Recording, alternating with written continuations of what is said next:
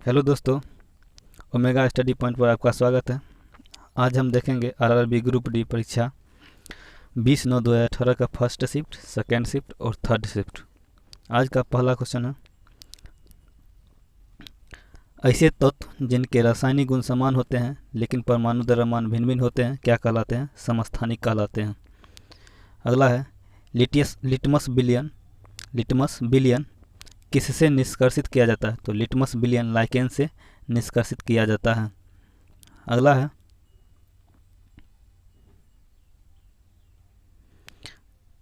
Bromine तरल अवस्था में पाई जाने वाली एकमात्र अधातु है।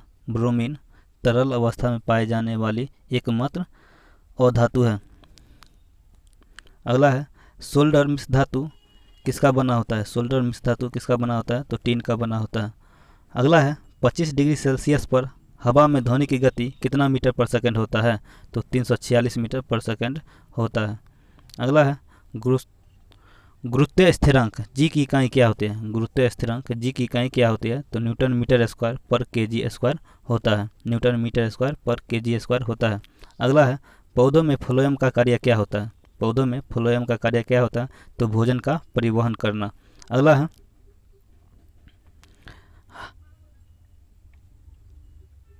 हाइड्रोकार्बन के पूर्ण दहन के परिणाम स्वरूप क्या प्राप्त होता है? तो CO2 प्लस H2O प्राप्त होता है। CO2 प्लस H2O यानी कार्बन डाइऑक्साइड और जल की प्राप्ति होती है हाइड्रोकार्बन के पूर्ण दहन के परिणाम स्वरूप। अगला है, मुक्त रूप से गिरने के दौरान पिंड में भारहीनता की स्थिति पैदा होती है। मुक्त रूप से गिरने के दौरान पिंड में भारहीनता की स्थिति पैदा होती है। अगला है,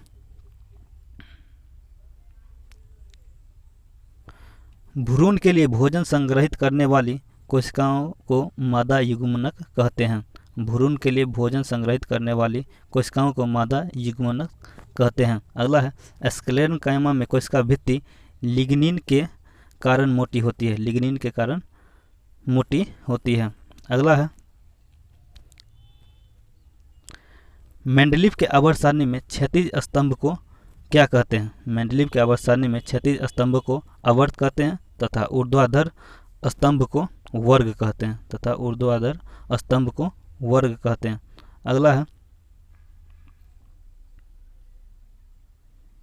अगला है, ध्वनि के संचरण के माध्यम में कणों के उच्च घनत्व का क्षेत्र संपीड़न कहलाता है। ध्वनि संचरण के समय माध्यम में के कणों के उच्च घनत्व का क्षेत्र संपीड़न कहलाता है। यह था फर्स्ट शिफ्ट का। अब देखेंगे सेकंड शिफ्ट का क्वेश्चन। सेकंड शिफ्ट का पहला क्वेश्चन है, घर्षण द्वारा किए गए कार्य का क्षय नहीं होता बल्कि वह तापीय ऊर्जा के रूप में परिवर्तित हो जाता है। घर्षण के द्वारा किए गए कार्य का क्षय नहीं होता बल्कि वह तापीय ऊर्जा के रूप में परिवर्तित हो जाता है। अगला है, एक वस्तु को लंबवत रूप से ऊपर की ओर फेंका जाता है। उसके ऊपर उठने के दौरान स्थितिज ऊर्जा पर और गतिज ऊर्जा पर क्या प्रभाव पड़ता है? तो स्थितिज ऊर्जा बढ़ती है और गतिज ऊर्जा घट जाती है। स्थितिज ऊर्जा बढ़ती है और गतिज ऊर्जा घट जाती है। अगला है, ध्वनि की तरंग की आवृत्ति मापने की इकाई क्या है? ध्वनि की आवृत्ति मापने की इकाई क्या है? तो हर्ट्ज है। अगला है, किसी वस्तु को गोलाकार दर्पण के वक्ता त्रिज्या केंद्र में रखे जाने पर अवतल दर्पण द्वारा निर्मित प्रतिबिंब की स्थिति कहाँ पर होगी? तो वह वक्ता केंद्र पर होगी। अगला है, चौथे आवर्त और दूसरे समूह में मौजूद कौन सा तत्व है? तो वो है कैल्शियम। चौथे आवर्त और दूसरे समूह में मौजूद तत्व की कैल्शियम है। अगला है, किसी व्यक्ति द्वारा बेकिंग सोडा का घोल लेने से एसिडिक ठीक हो जाता है, यानी कि पेट में जो एसिड बनता है, गैस बनता है, वह ठीक हो जाता है बेकिंग सोडा के घोल लेने से। अगला है, हाइड्रोकार्बन परिवार का प्रत्येक सदस्य पिछले सदस्य से मेथिलीन समूह द्वारा अलग होता है। अगला है, कैल्शियम सल्फेट हेमीहाइड्रेट को पानी में घोलने पर किसमें परिवर्तित हो जाता है? तो जिप्सम में परिवर्तित हो जाता है। अगला है, स्थिति या गतिज अवस्था में परिवर्तित का प्रतिरोध करने की एक वस्तु की प्रवृत्ति क्या कहलाती है? तो वह जड़त्व कहलाती है। स्थिति या गति अवस्था में परिवर्तन का प्रतिरोध करने की एक वस्तु की प्रवृत्ति जरूरत कहलाता है। अगला है विद्युत ऊर्जा की वाणिज्य इकाई क्या होती है। विद्युत ऊर्जा की वाणिज्य इकाई क्या होती है, तो किलोवाट घंटा होता है। अगला है पपीता पौधा कायिक प्रवर्धन द्वारा नहीं बढ़ता है, वह कायिक प्रवर्धन द्वारा नहीं बढ़ता है। ये था सेकंड शिफ्ट का। और थर्ड शिफ्ट का क्वेश्चन है। थर्ड शिफ्ट का पहला क्वेश्चन, Al2O3 कौन सा ऑक्साइड बनाता है। Al2O3 कौन सा ऑक्साइड बनाता है, तो उभयधर्मी ऑक्साइड बनाता है।